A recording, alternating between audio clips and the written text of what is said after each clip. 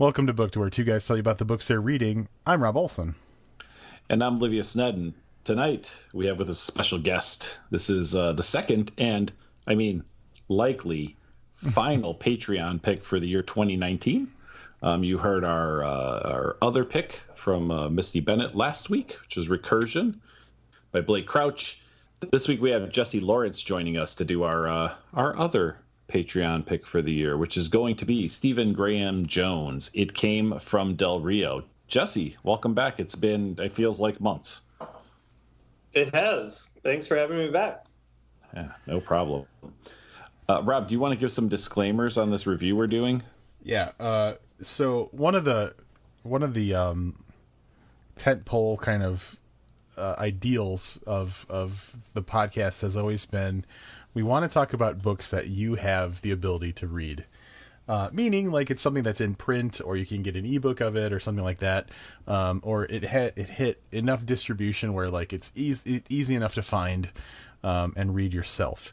This is going to be an exception because this book was released in 2010 from Trapdoor Books, which is a Colorado imprint that I think might have something to do with the university that Stephen teaches at. I'm not 100% sure about that. I could just be making that up.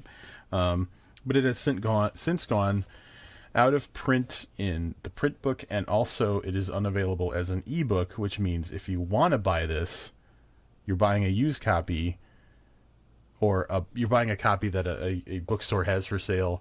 Understanding the rarity of the book, I think the absolute least you're spending is about $200.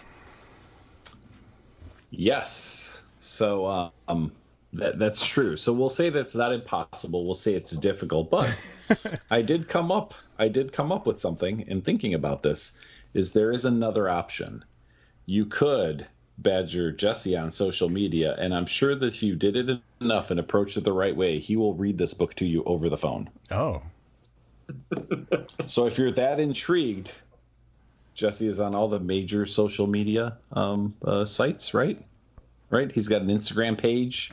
He's on MySpace. You can get him anywhere. Wait, Yeah, he's on Friendster. Should we just read this now? Like the three of us? We'll take turns, and that's the podcast, yeah? Yeah. All right. Dude, Rob is trying to figure out how not to read the synopsis. I don't think you're going to get him to read the book. Call me Dodd. That's what I used to tell my clients in the bars and alleys and dives they called my office. Oh, so I'm diving right into it. I heard that, and that's okay. You can keep going if you'd like.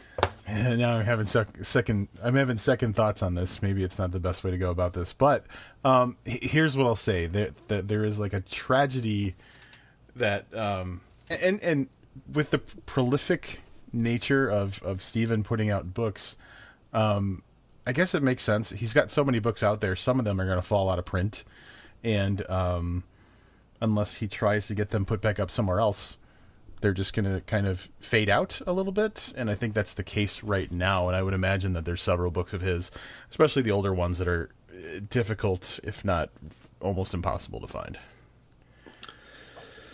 For sure. So we're going to try to do this a lot like a regular review, maybe a little more spoiler heavy. So, we're not doing it on purpose, but I think we're going to take off the reins so we can talk about this book freely.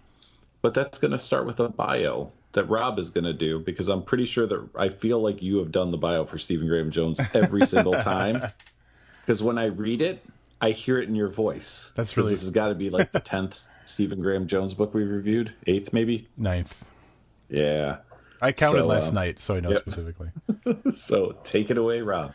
Born and raised in Texas, in Boulder, Colorado now. 45, Blackfeet, into werewolves and slashers and zombies. Would wear pirate shirts a lot if I could find them, and probably carry some kind of sword. I will note, and I think this came up recently in a discussion with, I think, Paul Tremblay, this is the bio that is attached to, it came from Del Rio in the listing on Amazon, which means it's probably the bio that got put up when that listing went live, because this feels like an older bio for Stephen. So you're saying Stephen's like 52 now? Mm-hmm. All right. I mean, I have no idea how old he is. Do you think he's 45? I know that him and I are very close in age. Huh. I just don't remember if he's a year older or a year younger. So 45 could be a thing. So could 47. So. He's not 52. I know that we're right about the same age. We have so many of the same interests that it's a little frightening at times. Before I get to the synopsis, Jesse, you want to tell us why you picked this particular book? I mean, I never need an excuse to reread any of his work, but it doesn't hurt that I can do this here and get on the waves with you guys and like just talk about how much I love this book, which is kind of what I wanted to do. And I also really wanted both of you to read it because I wasn't sure if either of you had yet. And I love this book so much that the main thing was I wanted both of you to read this book because it's phenomenal. You too can get us to read a book of your choosing if you're a Patreon subscriber at the appropriate level. What level is that, Rob? It's $10 a month. There you go. $10 a month, and we can read one of your favorite or least favorite books, however you'd like. So here's the synopsis. Before you jump into that, Stephen Graham Jones was born in 1972, which I believe makes him 47? Depending on when his birthday is, yes, because I know someone else was born in 72 that's going to be 47. Math. That's me. So, if he was born on or before this date, he is 47. And, yeah. There you go. Good call. Way to call out the calendar system there. There you go.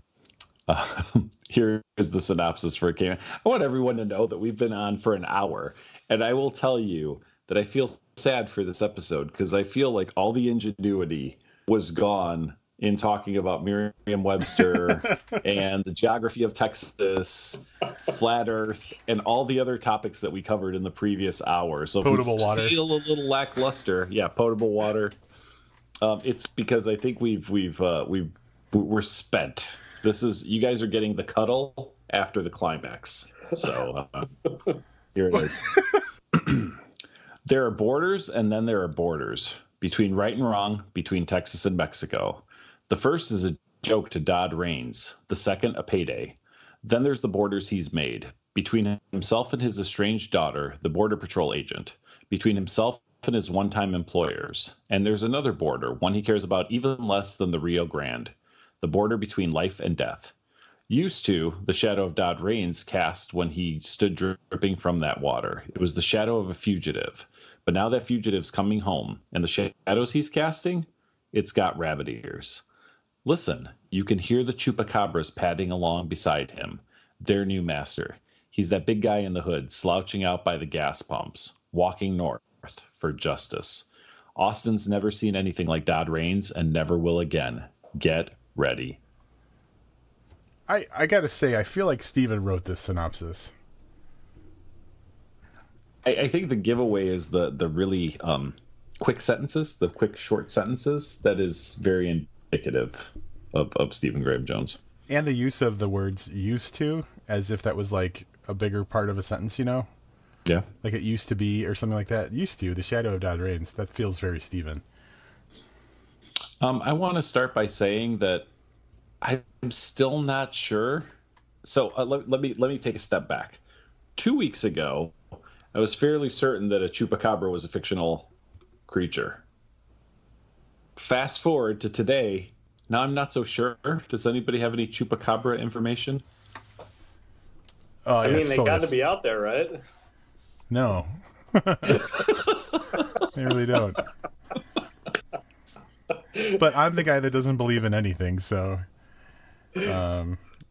I like this version. I like the version of chupacabras that show up in this book because it's got like at least some sort of origin story. And I guess I know that we're getting way ahead of shit, but like I like the fact that like there's an explanation about why these things are the way they are. I did Google this like just now, and basically, wait, did you Google are there chupacabras? I actually just did chupacabra, and I didn't put in the are there. Basically, it sounds like, and this is just one article from National Geographic. I mean, they kind of know their stuff, right? Scientists believe legendary chupacabra monsters are actually coyotes.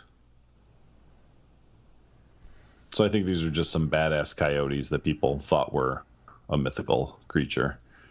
It would make sense. Like, they just like, well, I guess the question is like, are people seeing these things alive or just finding like a twisted up corpse and thinking, wow, that couldn't just be a normal coyote? This article implies that they think, and this is from 2010, so there might be newer science on this, that parasites can turn them into goat suckers, because basically chupacabras are supposed to be like vampiric dogs. Right. That makes sense, and that parasites could cause that. So think like, like a rabid coyote, maybe something along those lines. So there you go. The more you know. Bum, bum, bum, bum. All right. So I guess we should do this at least a little bit like a normal review, right? Even though no one's ever going to read this book. Correct. So the story starts out from the perspective of Don Raines, who's the, kind of the focal point of the book. And he is he's a smuggler, right? That's what he does. He smuggles things back and forth between the United States and Mexico. And he's all right. he gets a job, a smuggling job that's like the mother of all jobs, that's going to make it so that he can walk away and live his life without having to smuggle anymore. And the interesting thing about it is, if I remember correctly, because I read this all in one sitting last night, he's talking about it in sort of a present tense, but also reflecting on it from like a future, like he's looking back on it at some points. So the perspective shifts a little bit from like what's happening in the moment to him reflecting on what had happened at that time. Correct? Yes, absolutely correct. And this job, as Rob mentioned, is it's the typical heist job, right? Like when you see a heist movie or heist story, like this is the big one, the big score. If I get away with this one, I'm done and I'm out. And he's got some motivation. He's raising a daughter by himself. He's living kind of off the grid in Mexico. So if he can secure the funds from this one job, he can move them farther into Mexico, give up the smuggling life, and just live a simple life with his kid, which is what he wants. But of course, those jobs are never simple. So this one is a super secretive job, right? So Dodd is introduced to what happened to the last guy that like blew the job, and he's rolled up in some fencing and stuff, dead, obviously. And he's told he's given some conditions. He has to make it in a certain amount of time. He is unable to use any vehicles. He's got to hoof it the whole way, and he can't, under any circumstances, tamper with or look inside the briefcase that he's given. Strikingly similar to the opening plot of the movie The Transporter, by the way. So I'm not saying that movie it came from Del Rio, but it came from Del Rio came first. The Transporter, Jason Statham. This package does not have. That was a teenage girl, right? Yeah, that's. Am I remembering that right? Yeah, it was like a little Asian girl. Yeah. This is not a person, but he is transporting something that he is strongly encouraged, under penalty of death, not to tamper with. And the stakes at the beginning, it's established early on that he's a fugitive from the law. And he's an American citizen who's living in Mexico primarily and doing this smuggling kind of stuff. And the reason he's a fugitive is because of a bank robbery gone bad, essentially, in which he lost his wife and the mother of his daughter. We spend a lot of time early on in the book. He accepts the job, obviously. And we travel with him, down perilous and treacherous, roads, essentially, to get to where he's going, given the constrictions that have put on him. So the book does spend a lot of time traveling that vast, empty space, right, between Mexico and Texas. He's obviously got to stay, off of roads. He's got to avoid border patrol. He's got to avoid police. And he's on foot So there's a good portion of time spent really, I felt, demonstrating really well what kind of not solitude, what kind of desolation that that would entail. And he's constantly wondering and pushing the boundaries on what to do with this package that he has. I mean, goddamn, he really shouldn't have opened that one canister. Right? Yeah. I mean, not surprisingly, when given those kind of instructions, right? Like that's the kind of the expectation. I don't want to imply this book is tropey, but I mean, come on. What would we do if he didn't interact with the package in any way? And it goes a little farther than that, right? So he's given, what I picture is a big metal briefcase, a Richard Thomas style briefcase handcuffed to his wrist, right? Like that's how they give it to him. And the first thing he does is cut it up, get the handcuffs cut off at the first like tire shop he can find, and then transports this into his backpack. So he's broken rule number 1 inside of like 30 minutes from accepting the package. And probably like in a smart way though, because like it references briefly a military pass, which has given him some sort of survival skills and stuff like that. But like having done smuggling long enough, you kind of figure out like that you can't just take things at face value. You have to try and see how are they trying to fuck me? How are they putting me in danger? And so his instinct is, I'm going to control the situation by understanding, what my cargo is, kind of. So it wasn't just like random curiosity or just like a boneheaded thing to do. He did it because he was very experienced, and it was the smart thing to do to make sure that he was in control of the situation. Whether or not it actually ended up being a smart thing is a different that's a different story. I'm with Jesse on this one. I take the same approach Jesse did. This could have been a much shorter, much happier ending book if he just fucking listened, right? Yeah, I mean, Rob's point is good, and I mean, yeah, a metal briefcase, that's just going to be glaring off the sun to no end. Yeah, But still, I mean, but then again, like Livia said, yeah, it would have been shorter, happier. I guess that's how all these kind of stories go. It's like, oh, well, if they just would have done that, none of that other thing would have happened. Yeah, there would have been no book. There would have been no movie. I get it. This wouldn't, and I love that at one point, Livia's made that point about something we were talking about a long, long time ago, that like, the reason we're reading this is because this is the story that is interesting, and so yeah, that's why these things happen. So over Dodd's travels, he doesn't really encounter a whole lot of people, but there's one key player, and that is Refugio Romo. Any debate on the name? Refugio?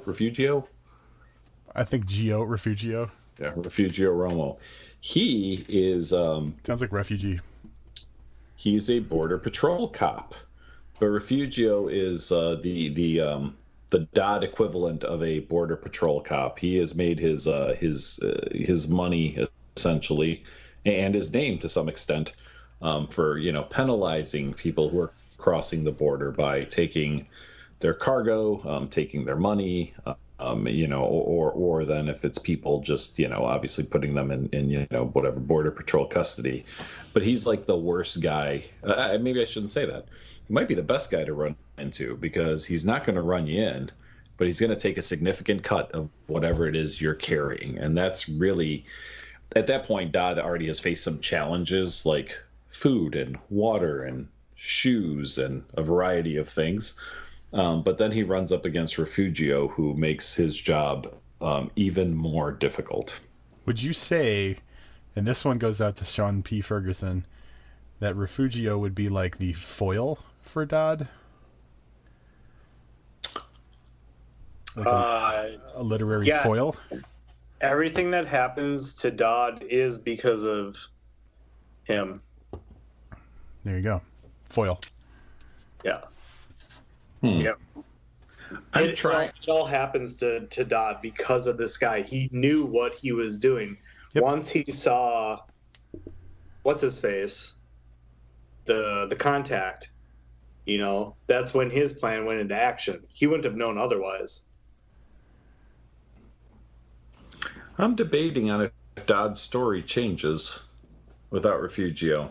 So my argument, and again, this is moving a little bit, further into the story, but just for conversation's sake, this is the kind of thing, by the way, if you're not a patron, this is the kind of thing you would normally hear in spoiler talk. So listen, well, totally. Just to hear, this is really it. Like, people who aren't Patreon subscribers really have no way of knowing. So my premise is this: do we think that Dodd would have made it anyway if Refugio hadn't stepped on him, so to speak, on his way to the meetup? Absolutely. Yeah, I agree. He didn't even know Dodd was out there until Dodd's contact turned up at the border trying to walk across. And that guy had a picture of Dodd in his suit. That's a good point. Wait, but all right, that's real spoilery. But anyway, Sorry, I thought we were going there with this one. No, it's okay. I guess so. To answer your question, my thought on that, Livius, is it is absolutely a mechanic of the plot of the story that Refugio finding Dodd mid-journey has a very catastrophic impact on his ability to complete the job. And even in the book, at one point, and this may be too spoilery, I'll cut it out. Dodd literally says, the man that killed me. He does, he didn't know it, but he killed me. Yeah, that's true. So yeah, that's true. I was thinking more of Refugio when we get to part 2 as being, more of a plot device for part 2 than for part 1. Oh, it's where my thought was on that. Yeah. So yeah, he's a big bad bitch. So to get us back on track, I'm going to refer back to the synopsis. So hey. Something that transpires, and you may be able to suss that out from what we've said, used to, the shadow Dodd Raines cast when he stood dripping from that water, it was the shadow of a fugitive. But now that fugitive's coming home, and the shadow he's casting, it's got rabbit ears. So remember what we talked about in there, there's a transformation that occurs. And that's essentially where we leave off with Dodd in the, at the end of roughly the first half of the book. It's literally the first half of the book. So the book is, and this is crazy. So the print book is 208 pages, and the first part ends at page 104. So this book is split exactly in half. The first half being Dodd's story, and the second half being the story of Lori, Dodd's daughter. Lori is now a border patrol officer herself. So I don't know, maybe is it 14 years, I believe, has passed? Yep. Rob, is a little fresher for you. 14 years has passed. Lori was taken in by somebody and raised in Texas and became a border patrol agent.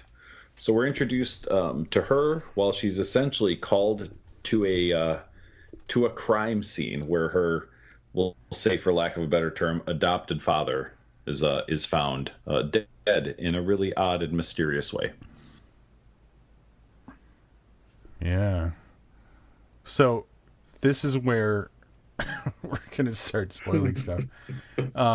So too late. Yeah, we're spoiling stuff. So, and I think we should just do it. Because I don't think that's spoiling. I think if we spoiled practically everything, it still would, the book would still be fun to read. Oh, goddamn right.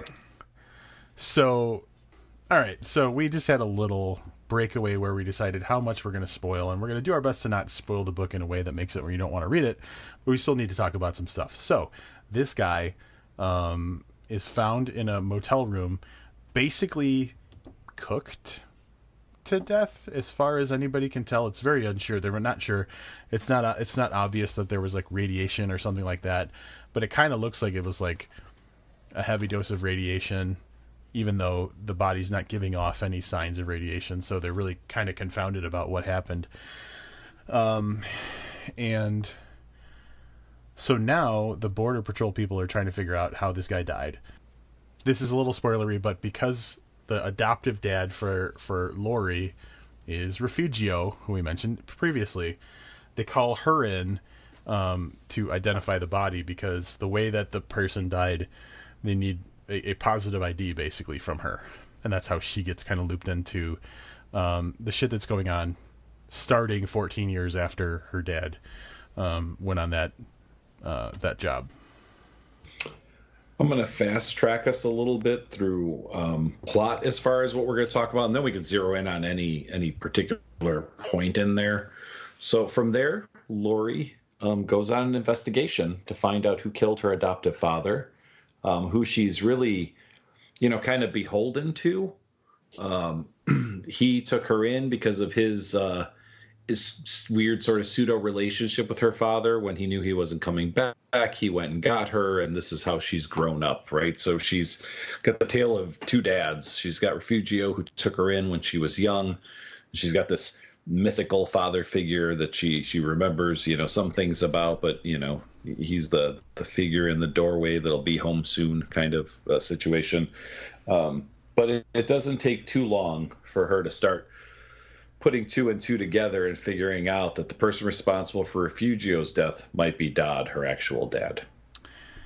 Very well fast forwarded. And I want to mention the fact that we've basically gotten through 75% of the book without mentioning the chupacabras that came up in the synopsis and other kind of rabbit-eared things. And so there is an element of weirdness to the book that an element of weirdness.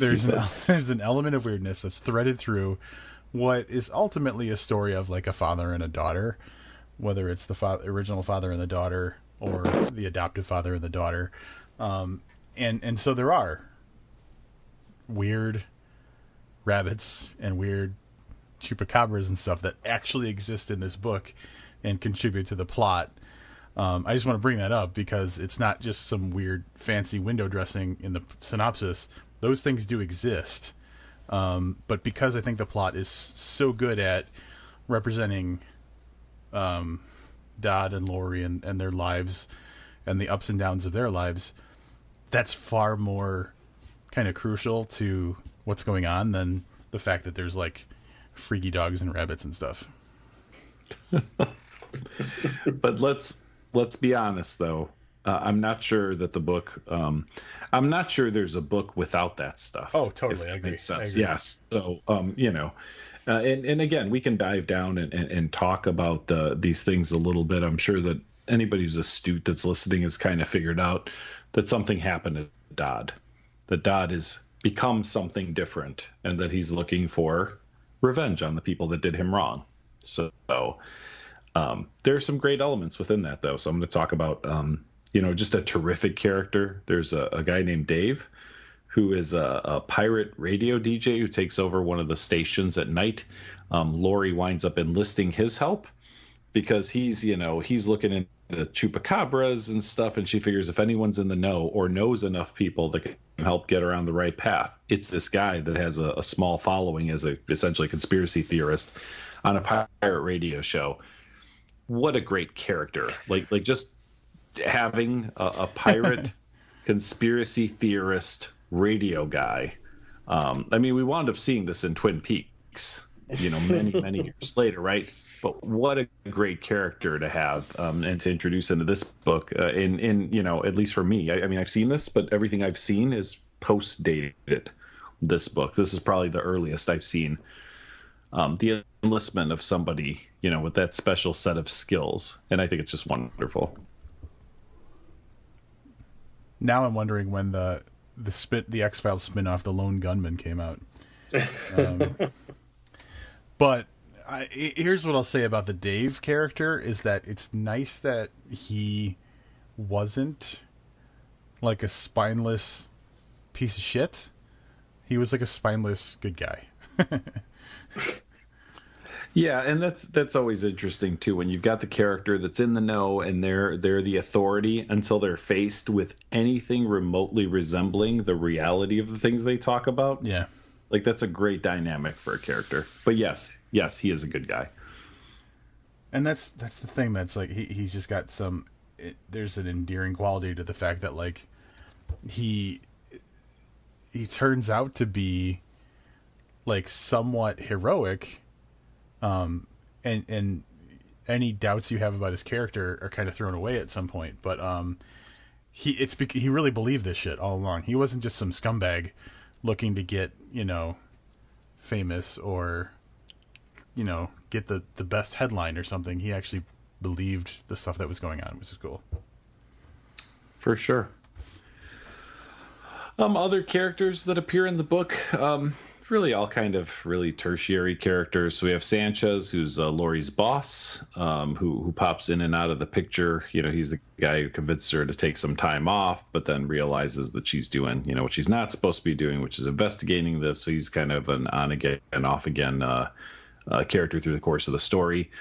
And then really the only other people are all, spoiler alert, they're all like the bad guys. They're all the guys that either got into this situation or were somehow part of his successful. He got the product where it needed to go. I think we figured that out. But his smuggling, his final act of smuggling. Yeah. And then, this is the wall of, like, we've spoiled plenty, but, like, we don't want to spoil how it all ends, right? By the way, No. the Lone Gunman, that spin-off TV show came out in 2001, which is easily 9 years before Dave, the conspiracy theorist, became, a relatable character in this book. That's interesting. So. I know what it is, but I think I watched the first episode of that, and that was it. They are like... I know this is totally you watched some of the X-Files though, right? That they appeared in the X-Files episodes. Yes. They were like the conspiracy nuts who actually like had a heart of gold. So instead of being a hooker with a heart of gold, conspiracy nut with a heart of gold. So yeah. Don't you think all conspiracy nuts have a heart of gold though? Really? No. I spent so much time this weekend watching videos about conspiracy nuts with flat Earth. No hearts. They're just, they might not be evil, but they're... I was going to say, I was waiting to hear the argument for how bad these people are. They get really trolly and like, bitchy. So I don't know. Anyway, it has nothing to do with what we're talking about right now. So I think from a story standpoint, I don't think there's anything else we're going to go into. Some things I want to talk about are really... so Jones... I feel like every Jones story I've read is pretty weird. Maybe not all of them. This one's really fucking weird, and it depends on some really weird premises. Premises? Shit, what's the plural premises? Premises is? Premises? Probably not. C's premises. Premises.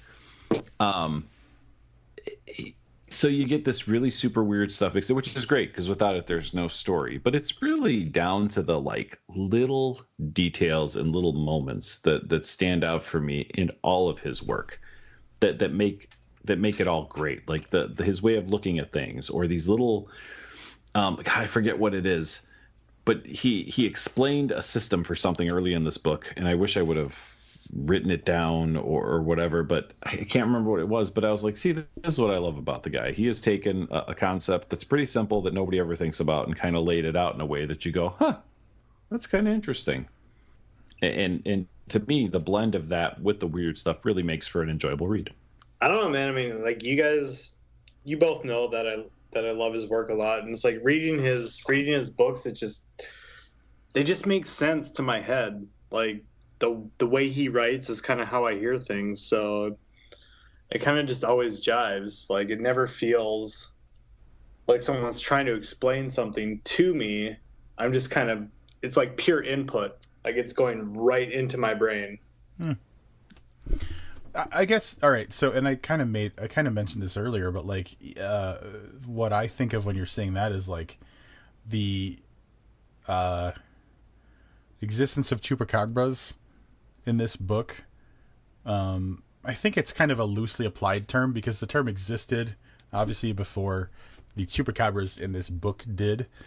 They just happen to kind of fit the explanation, but like the way that they came about, while completely fucking strange, was at least some sort of origin for what they would be and why they would be the way they are. And that's what I love about Jones. When you're reading his stuff, it's obvious that he thought about, well, why is this how it is, before he wrote about it. And if he didn't, it at least really seems like he did. Dude, it's like the zombies in Zombie Bake Off, how there's an evolution with zombies, how each generation differs from the previous, and no one had ever done that before. It's like, no, this is this way because of that. Yeah, and that's the thing with him. I mean, maybe thoughtful is the way that I would put that. Like, he puts a lot of thought into his writing, even when it's a weird fucking zombie book. Or a book that has chupacabras and weird rabbit monsters and whatever. You know what I mean? Like, I don't know if how many other people could take a book with this premise and take it as seriously as he did, if that makes sense. Same thing with Zombie Bake Off. Insert Stephen Graham Jones book here, right? Like, some of them are really weird. Like Growing Up Dead in Texas was like a pretty serious book, like your kind of basic mystery, kind of detective novel. Like, he took that seriously, but he took this book just as seriously, and I think that's what makes it great, because this should be a throwaway horror monster genre book, but he treated it with every bit the same respect and thoughtfulness that he treats his more serious work. And that's so consistent. Oh, sorry. Go ahead, Rob. That's so consistent, because if you think about the thing I was thinking about recently is that in Last Final Girls, the killer, before kind of at the beginning of the book, the killer, quote unquote, dies by falling off this cliff into like this body of water or whatever, in a seemingly unsurvivable way. But then, like, not long after that, these teenage kids from the high school or whatever have found a way that if you jump a certain way into this water, it's easy to survive. And so, like, the thing that in a normal slasher film would just never be explained, he worked into the plot, like, the understanding of how that could actually physically be possible. There's so much thoughtfulness that goes into it. For sure. Anything else you guys want to talk about specifically? Or, I mean, I've got like one quote maybe that I scribbled down. Well, I've got a couple thoughts, or one of them actually. On the back of the book, there is a blurb from Craig Clevenger, which really kind of illustrates what you were saying, Livius. And Craig said on the book, "No other writer could have done this, period.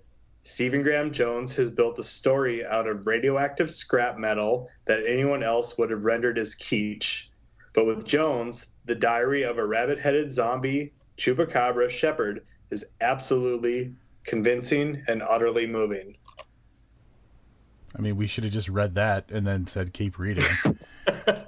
Yeah, that's a fair way to treat that. So, I mean, yeah, that, like, no, you totally nailed it. Like, all the thought that goes into it. And my other thought was, for me personally, I mean, there is a lot of thought in it, and I totally appreciate little details like that. Like, oh, this might be this is like a Chupacabra prequel. This is an origin story here.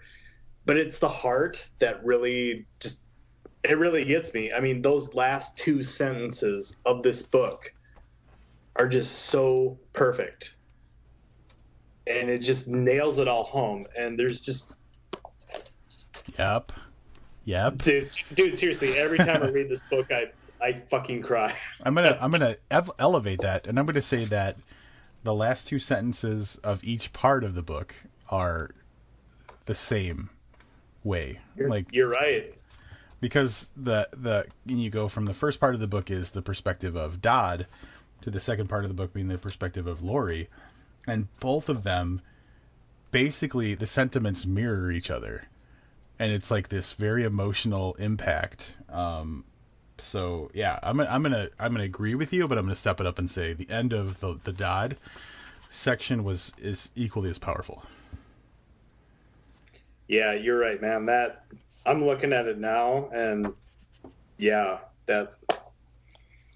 So a little transparency. When Jesse reread this in preparation for this episode, I don't remember the exact sentiment, but in a text message you said something about how emotional the book had gotten you. And I was like, all right, hadn't started reading the book yet. So I was like, all right, so this is going to have some feels. And anybody who's read any dedication that Stephen Graham Jones has ever done where he mentions his wife will know that this man can hit you in the feels.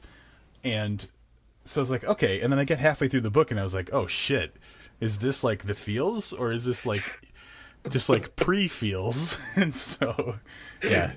So, yeah. Yeah, to me, I like to boil the book down to like the study of characters, like usually, and what it really means, and like all of the crazy, unbelievable supernatural stuff is usually just set dressing for the extremes that a person goes through in their lives, and boiling people down to what matter to them. And Stephen Graham Jones does a great job of making this book that has chupacabras and like evil rabbits and rabbit people, all about like a father and daughter and their love for each other. Well, shit, dude, since you brought up his dedications, let's just look at this real quick. At the very end of the author's note in this book, and mostly, thank you to my daughter, just born when I wrote this, and to my wife for giving me that perfect little girl. I'm gonna like send this guy flowers. All right. Then I guess we should just get into the wrap-ups. Jesse, your book, you go first, buddy. I mean, big shock. This is flat out 5 for me. I love this book so much. I don't know how many times I've read it. It's probably in the 20s, but I mean, just before this podcast, I reread it twice. And the first time I got home from work, was dead tired. I'm like, I'm just going to read a few pages before bed and whatnot. And then I just stayed up until I finished the book. And then I read it again like a day or two later. This book just, I mean, I already said it. This book kills me every time I read it. It's waves of emotion and all the feels, like Rob said. Awesome. I'll go next. I have now read 10 Stephen Graham Jones books, and the man, he has yet to disappoint. And I'm going to rehash some of the stuff I said. I think it's wonderful that he can take a wacky premise and write it in a serious enough way that you can afford to take it seriously. Something comes to mind. I can't. Adam Cesar's book. Rob, do you remember the book? It's like a blob. Hang on. Rolling over people. Exponential? Yes, exponential. They feel like they could be shelved right next to one another on the bookshelf. Like if you like this, you'd like this. Like that's the outside feel. But Jones takes this so seriously that he elevates whatever that genre would be called, like, and I'm not saying this in a mean way, but like ridiculous horror or whatever, to a literary standpoint because of how seriously he takes the story, the relationships, and like I said, all the little details around it, right?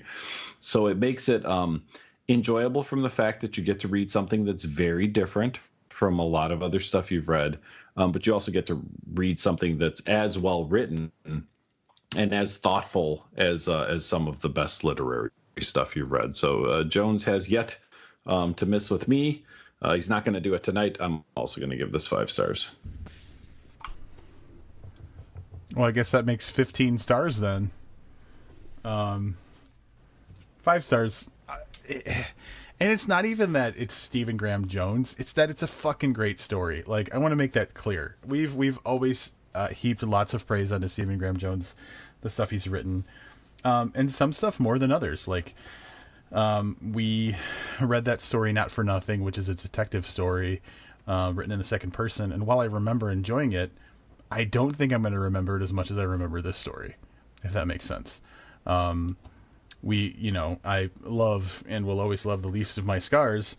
So I enjoy his writing, but this story just kind of, again, exemplifies the fact that this guy takes something, and I don't know if there's some process of internalization or an empathy that he has with the story he's writing, or what it is, but it just feels more genuine and more approachable and relatable than if it was written by someone else, to the point about the exponential book and stuff like that.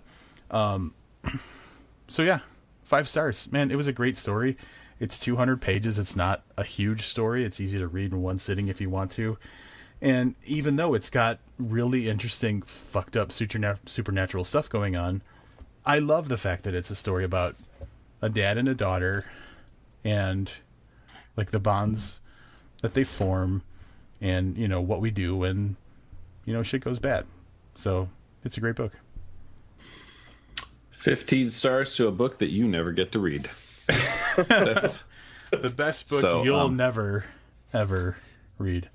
Yeah, so we should talk a little bit about a couple other things. So Jesse, there are a couple of questions for you. I want to start because this one probably relates most closely to this. Do you know? I mean, it's called Book 1 of the Bunnyhead Chronicles, as like a not a subtitle, but whatever, an addendum to the title. Do you happen to know, as the resident Stephen Graham Jones historian, were their intentions? Was that just a cute way to name the book, or do you have any information on that? I'm not sure if when this came out and when it was being planned or picked up by Trapdoor Books, if there was a direct intention there, but I do know that he has written a follow-up. It's actually in his papers are now at University of Texas, Lubbock. So anyone who wants to make the trek down there can sort through like 50 boxes or whatever it is, and read his papers and manuscripts and stuff. But it's called Once Upon a Time in Texas, and I know it's in that collection at the library there in Lubbock. So I was being serious when I asked the question. I expected a little bit of a different answer, because I'll be honest, I don't know where this book goes from here. This series Chronicles, you know what I mean, goes from here. Yeah. So I'm probably never going to be in Lubbock, Texas, but I would be interested to know what the premise of a follow-up is. Yeah. No idea on that end, but I don't know. Maybe I'll get down there one of these days and read it, and then I'll tell you. Well, it is the Bunnyhead Chronicles, so you would imagine that it would have to do with the Bunnyhead character. However, the ending of this book didn't seem like it was too unclear, so I don't know. So we took this offline for about 8 seconds, in which these two guys completely turned me around on what I just said. So there is hope. That hope lies in a pile of papers in Lubbock, Texas, apparently. And before we talk about hope for this book or another Bunnyhead book, Rob and I were talking before you got on, Jesse. Do you know in which books Stephen Graham Jones introduces or talks about storage facilities? Because I feel like it's a disproportionate number. Prevalent, I think, is the word you're looking for. Yeah. Well, I mean, what's more prevalent, storage lockers or people puking? Wow, that's a good point. Probably, I mean, you could even probably elevate that question to people puking in storage lockers if you... I think it might just be the ones you two have read already. We just have a ear for that. That's quite the cop out. Like, only the ones you've read until we read another one, right?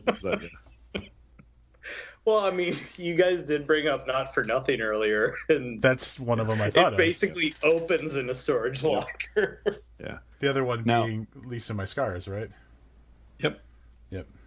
That's in there too. Yep. I'm hypersensitive to the storage mentions because of previous employment that I had. So I catch those all the time, but I thought, like, this has got to be the second or third time that I've read a Stephen Graham Jones book where a storage facility features, fairly prominently in the story. You know what? He's not wrong. I mean, I've gone to storage lockers for jobs and whatnot, and the whole thing about the house locks. Yeah. He's dead on about that. Yeah. I mean, maybe not now. I haven't been to a storage locker in years, but back when, in the 90s and whatnot, yeah, there were totally house locks. It would have been so easy for anyone to break into a storage locker. And Livius could testify about the bodies stacked up like cordwood. Yes, Livius could, for sure. So I guess the next thing we want to talk about is how sadly unfortunate it is that there are a number now of Stephen Graham Jones books that are not available in ebook or in any kind of reasonably priced physical format. Yeah, I've got some thoughts on that. I think. Oh, you go ahead, Rob. Well, you probably have a more. All right, so I'm going to posit what I think. He's got a lot of books that have come out over the course of the last probably 20 years, 15 years, probably close to 20 years. I'm going to say 20 years. And not all of them on big presses. So like eventually those presses are going to go out of business. And like, unless he, has it in mind to kind of shop that book around again. He doesn't seem like he's a reshopper. Like some people will take the same story and sell it to 12 different places. Other people, once it's published, it did its thing and you move on. And I feel like he's more of a did its thing and move on kind of guy. But I really believe that there should be like a Stephen Graham Jones, like at least like print on demand kind of presence where people can get their hands on the older books. Yeah, I mean, I'll chime in with the dark side of that. Like, it's a digital world, so if somebody doesn't want to keep putting money into printing books, I mean, there's not much more work that goes into print on demand. I mean, creating it than it does into an ebook. At this point, I'm just sad when something isn't available digitally. I may make that movie, music, book, whatever. But in a case like this, here's a book that the three of us really like. That isn't available to the person who buys the next Stephen Graham Jones book and says, well, I'm going to go back and read all of his stuff, and it's not available to him at under $200.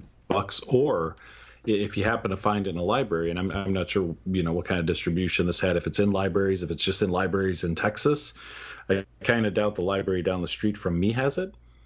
But it's challenging and I guess in some ways frustrating for somebody who develops a love for an author to have to, beg, borrow a book from someone or, fork out a couple $100 or never get to read it. And it just feels like 2019, that shouldn't be happening anymore. Well, before Jesse chimes in, think about, what was that Sinnerman, Lawrence Block?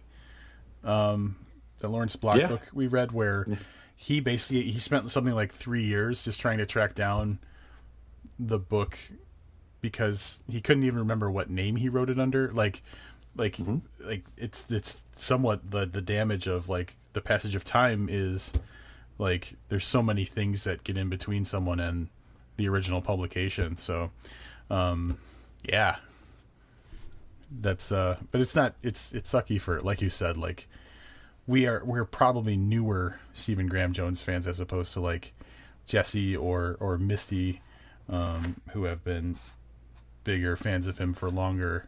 So the newer the people that basically were turning into Stephen Graham Jones fans are fucked. Yeah. And I know before this podcast, when I tracked down an author and I read a book I liked, I would seek out all of their other work, and it would suck to run into something like this. Jesse, do you have any thoughts on staying alive in publication? Are you for it, against it? I mean, I totally think it sucks that this book is out of print, and I only hope that he has all the rights back. As far as I know, Trapdoor Books doesn't even exist anymore, but I don't know what kind of contract might have been signed. Like, if the publisher's no more, but the book's tied up until the end of the contract, or if the publisher ends and then that, like, null and voids all written agreements. I'm not really sure how that works in every case, but I'm hoping he has all the rights back for this book. So it totally sucks that this isn't available for people to read. but it's better that this isn't available to read for people than it's been stolen. Like, and I think we've talked about this before. Yeah. That's what happened with Demon Theory. And that ebook has basically been stolen from Steven. And, you know, someone's selling it without the rights or the proper payment. Like, he gets no money from those sales because of what the publisher did in transferring properties around. So yeah, it does suck it's not around, but you know, no one's basically profiting off of him. profiting off of Steven's work. Yeah. Yeah. Well, and was that, and without going into that, because I don't really know much about it, but that was like the whole McAdam Cage bankruptcy thing, right? Or was that something different? Yeah. Demon Theory came out on McAdam Cage, and that was tied up in that. And I'm not sure. I believe MP Publishing somehow ended up with a bunch of those things, because I think they're the ones that's tagged on the ebook version of that. But somehow he doesn't get money from. I'm not really sure what's going on with that, but that ebook has basically been swiped out from under him. And I think he's mentioned before, maybe on his website or maybe in interviews, like very just briefly, the idea of hopefully getting to. He doesn't usually talk about most of his books that are out of print that I've seen, but the Demon Theory one, I feel like he's talked about that one hopefully someday getting a re-release and maybe like an expanded type edition or whatever. Like, he's maybe talked about the first draft of it seeing the light of day or whatever. Nice. Because that was the second book that he wrote, I believe, but it was the fourth one published. I think Fast Red Road, Bird, Beautiful City. Yeah, it was the fourth one published, but it was like the second one he wrote. So he wrote that right after Fast Red Road, which is actually his dissertation in his doctorate program.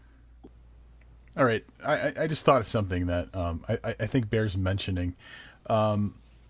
I have a copy of It Came from Del Rio for exactly one reason. At one point, Jesse saw my bookshelf, and he saw how few Stephen Graham Jones books I have, and this has probably come up on the podcast before. I think you sent me like 15 of his books. Just so that I would have more, just so I would have them, like, because, and I'm assuming that meant you had those as duplicates. Yeah. And it was honestly a box full of just Stephen Graham Jones. And so now I have all these books, and I got to read It Came from Del Rio in the original print format in perfect condition, because Jesse was like, oh, you don't have enough Stephen, and he just sent me a ton of stuff. So, like, that's the kind of nice dude that Jesse is. Or, hey, like I said, man, this episode was just so you two would read this book because I love it that much. Which is a welcome change to, I thought this book would make Livius happy. So I'll take that. I'm happy with that. It makes me very excited. It wasn't just pleasing Livius. This is me pleasing me without making you read another Scottish book. There you go. Yeah, I can tell you which one I liked better. So before we move off of Stephen Graham Jones, I'm going to, again, defer to the resident expert. What are we going to see next from Stephen? Jesse? His next novel, The Only Good Indians, is coming out, I think it's April of next year, actually. And it's kind of I believe it's billed as a slasher, actually.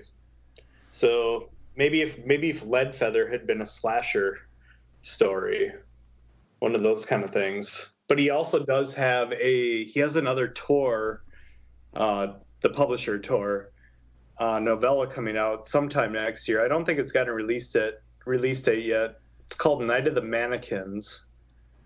So those two are coming out, as far as I know, and he's got some other stories and collections coming out, but those are the two main ones, I think, and they're both coming out next year. Yeah, if I remember what I read about The Only Good Indians, it has kind of the people paying for the bad thing they did in the past type of plot thing going on. If I remember correctly. So it sounded interesting when I read about it. Yeah, Entertainment Weekly, I believe it was. Yes. Yep. Actually posted the first whole chapter for it. Yes, and they said he was the next. He's the Indian Jordan Peele. Exactly. They said he was the like Native American Jordan Peele. The Jordan Peele of whatever. So I mean, good, high praise for sure, or at least high hype. Which I'll take it. That's fine. Does he ever disappoint though? No, that's the thing. Like, they don't know how right they probably are, because they just like to use fancy words or shocking words. Livius, I feel like Livius is just checked out. He's not talking anymore.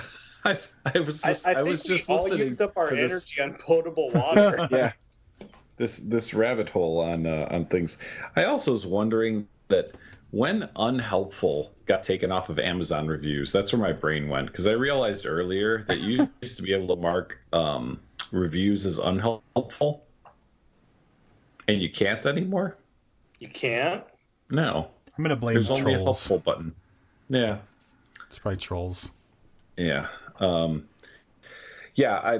always looking forward to more new Stephen Graham Jones. So again, he has yet to disappoint. So Jesse, this was your pick. Thank you for bringing something to our attention that we probably wouldn't have gotten to on our own. So we appreciate that. Don't forget, if you want to become a Patreon subscriber, you can get Spoiler Talk, which is going to sound a little bit like the messier parts of this review for books, where we cover things that we probably shouldn't cover under the premise that you might want to read the book. But yeah, at a certain level, once a year, you can just say, hey, I want you guys to review this, and you have the option. It's not required, but you have the option of reviewing it with us. So thank you, Jesse, for being a great co-host. And now we can talk about the Downton Abbey movie for 25 minutes or so, and then we can move on with our lives. I didn't know that was what was coming next. Yeah, that's the rest of the episode. So at any rate, in the event, Livius, you're the only one who's seen it. Yeah. So I'll just hit mute. In the event that you are a Downton Abbey fan, I will say, I believe the way I said it earlier was a completely unnecessary but welcome, a bit of fan service for fans. The Downton Abbey movie was everything I expected it to be. It was wonderful. I got a little Rob towards the end of it at a moment where my eyes filled with tears. For a couple of moments, I of course did not let them spill down my cheeks, lest I be ridiculed by all the women that were in the movie theater, because I may have been the only man there. Loved it. That's all I got. All right, I got something, and you never saw this coming, Livius. I was recently, in preparation for our next Halloween episode, I was listening back to Spooktaculars of old, and was it last year, Jesse, that you couldn't attend for whatever reason? I think it was last year. It was last year, yeah. So part of that episode, Livius took advantage of your absence to be the only voice on the Halloween movie that had just released before that episode, to say how disappointed he was in it. Still am. You know there are two more, Livius, right? Oh, I know. I expect equal. Well, I don't expect equal disappointment, because now I've readjusted my expectations. So I expect that they will fully meet my expectations. So I just think that because Jesse didn't have the opportunity to counterpoint Livius, last year in the Halloween episode, that you'd have something to say about the Halloween movie. I don't remember what Livius said, though. What I'm supposed to be countering exactly. You just say how great it was. Is really what I was getting at. I mean, yeah, the movie's fantastic. I guess it kind of relates to Del Rio and some other things too. I guess where really all that matters is all the fucking heart that's in these things, and Halloween has that in spades. There is so much love in that movie, and the way they address and deal with trauma in a very heartfelt, respectful light is astonishing. I mean, it always comes down to the feels, no matter what the story is. If it's a book, if it's a movie, that's all that like truly matters in the end. It's like, yeah, I want to see some cool shit. I want to see Michael Myers. I want to see some werewolves and whatnot. But if the heart's not there, then I guess I just don't give a shit about it, really. I'm not sure anybody wants to see werewolves in a Halloween movie. I mean, when I say Halloween, I mean Halloween franchise movie. They tried that with the Halloween 3 Season of the Witch. Yeah, and it didn't work out very well for them. I mean, you get what I'm saying, though, right? So I think the thing that I like so much about the that movie, the new Halloween movie, was that well, obviously what Jesse said, but like the rigid adherence to the idea that like there is no explanation for why Michael Myers is evil. He's just evil. Like, you don't try to give context to it. He's just bad. And the only way to deal with just bad is get rid of it. And when you choose not to do that, that's when you get into like bad shit like happens in the movie. I thought it was great. It's just such a simple thing. Like, you know, A is good, B is bad. And when people choose B, that's when you get your head stomped in on the side of the road. Yeah, he shouldn't be explained, and that's totally a good thing. Like, I don't know, who has the connections? Can we call Paul Tremblay up real quick and get him on this podcast? Because I feel like Halloween is the answer to all of his prayers and goes along really well with Head Full of Ghosts, because he always said that he's always been bothered by movies and books happening, but no one ever talks about the aftermath. They never show the aftermath. Like in The Exorcist, the movie, they're just all happy at the end of it or whatever, and that doesn't ring true at all, because they went through this horrific thing. They would have trauma and they would have to deal with that. This Halloween does that. Laurie Strode had so much trauma, and we got to see what that did to her for her lifetime in this movie. Yep. And no one ever addresses that in stories that often. That's true. It made her the only person that really understood what was going on. But because people don't understand how to approach people with trauma, they didn't like listen to her. And that's where all the problems came from. Yeah. Yeah, it's pretty straightforward. I would just like to say that I completely respect your opinions on the movie. I just want to know why there were two people that had to play the Shape in the movie. Because when I popped on to IMDb, yeah, and I'm curious as to why we needed two actors. And actually, one of them, he doesn't look physically does not look to be the guy. That's why, because they brought Nick Castle back, who was the original The Shape. So it's kind of a nod to that, to have him reprise that role. But he obviously can't do the full physicality killer of Michael Myers thing. Yeah, that's interesting. That's my guess. I guess that would make sense. Like, so they needed him for the authenticity of like the mask off kind of half shots and stuff like that. Is what you're saying?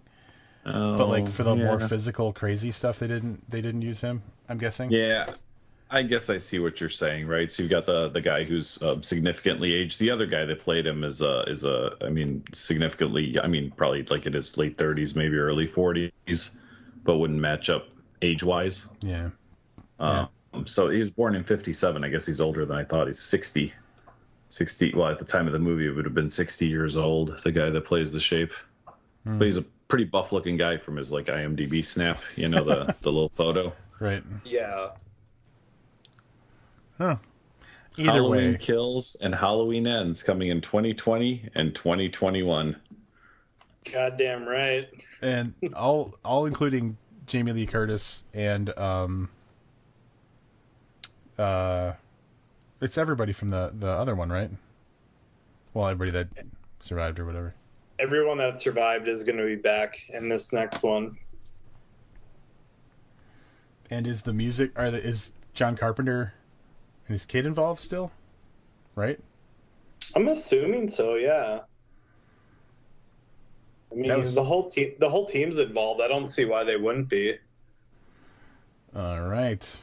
Anyway, Livius will just be just as disappointed in these other two. No.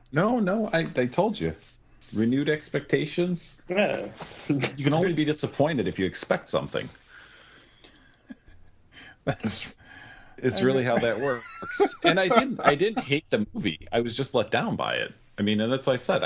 Whatever. It's got like a 6.9 on IMDb. Clearly there are people who like the movie, and I'm not begrudging them that. It just wasn't what I had hoped. Wait, hold on. Now I'm looking at John Carpenter's credits, and in upcoming projects, 2021 Halloween Ends, 2020 Probably for composer. Writer credits, Halloween Kills 2020, Halloween Ends 2021, but there's also something called The Haddonfield Nightmare. Is it writer or is it characters by? Oh, it might be characters based on characters by. Yeah, it's based on characters by. But what the hell is Haddonfield Nightmare? Plot details under wraps. The people that are like listening have already tuned out. So anyway, I mean, speaking of horror podcast movies, have you guys seen Satanic Panic yet? Not yet. I really plan to though. What is this that I'm supposed to be watching? Satanic Panic is a horror movie that the screenplay was actually written by Grady Hendrix. Oh, and it's awesome. It's so cool. It's just a really fun horror movie. I am on iTunes right now. Grady Hendrix, for anybody who's listening, who fucking survived all this nonsense, he wrote "We Sold Our Souls," which we reviewed in the last 6 to 8 months, I think, and we really enjoyed. He's got a new book coming out, right? Next year, I think. Can't remember what it is. Something about the Southern something society gothic vampires or whatever. Yeah, it looked good. And I bought that horror store book. I found it in Half Price Books. So basically, imagine a horror story that is the book layout mirrors a IKEA catalog. Oh yeah, it's a cool looking book. Yeah, I'm really liking this Grady Hendrix character, and Jesse's the one that put Grady Hendrix on our radar by sending Livius the "We Sold Our Souls" book, and then which pushed us into reviewing it on the podcast. So, thanks for the heads up on that one. I just want to tell you guys that I did see the trailer for Satanic Panic. I guess I didn't realize that's what it was called because I was pretty sure that it was the trailer for Tales from the Crust, the movie. Oh yeah, pizza horror. Yeah. Oh. I watched. I was like, now you just gotta watch it and review it for book to have Keaton on. Is this where is this available somewhere to watch, or is this in the movies, or? It's on iTunes now. Okay, all right. It might be. I think it's streaming. Yeah, it's probably pretty. Amazon Prime's got a Google Play. Yeah. Yeah, DVD's like October 22nd or something like that. Okay. I'm gonna watch I got it on tonight. iTunes. Gonna watch it tonight. I guess, should we wrap this up? It's been going long enough, right? Yeah. It's for the love of God. Where it's just gonna be me and Jesse talking about shit that's just annoying Livius. So in that one scene from Scott Pilgrim where blah blah blah. Oh man, it was just the 20th anniversary of Spaced. Oh yeah, Spaced. I haven't watched that whole series. I don't even know what the fuck that is. Edgar Keep Wright. asking. What is that? Edgar What Wright. is that? So that sounds next week on Booked.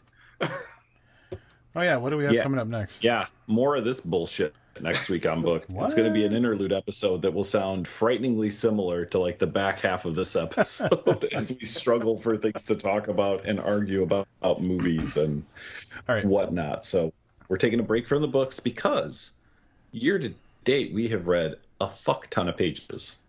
Oh, do you want to keep page update? I'm very excited about this. I was hoping that you would take the hint.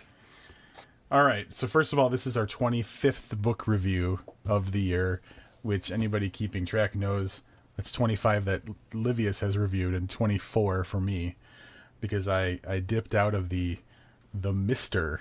review. There's a story about that little thing you spray water on like your plants and stuff. Yes. It was a horror story about spray bottle. Like an atomizer. So those 25 books add up to 8,878 pages.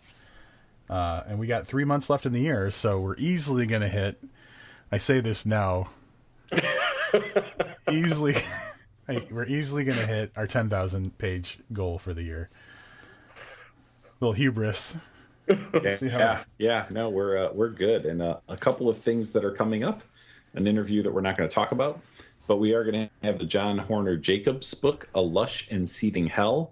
Assuming that the publisher does the thing where they send me an ebook of that in time for me to read it. So we need to follow up on that. Fred Venturini's new book, The Escape of Light, is coming up. We're definitely going to be doing Aaron Morgenstern, The Starless Sea. Yep. Mark Z. Danielewski's Little Blue Kite. And that's just the ones that are on the docket that are like scheduled in right now. I'm looking at the dates for all of those reviews. So lots of cool stuff coming up. There will be a Halloween extravaganza spectacular that I'm actually pretty excited about based on a note that Rob sent me the other day. So I'm really looking forward to that. And, of course, the holiday office party. Excuse to get together with my homies and drink chocolate wine or whatever's on the menu for this year. So, a lot more guys. I will find a bottle, Jesse. I will find a bottle. Hey, actually, I'm going to wait. Let's finish this up. I have a question for you guys. Well, lots more awesome stuff, including lots more Jesse and Misty in the future. That's going to wrap it up. Thanks again, Jesse, for... I guess we'll do the thing. Jesse, do you have anything to plug before we wrap it up? Patreon.com/book. Man, you are the best. I like that. He is the best. That's a good plug. That is a good plug. I think we're going to let Jesse take us out of this. So until next time, I'm Livia Snedden. I'm Rob Olson. Keep reading.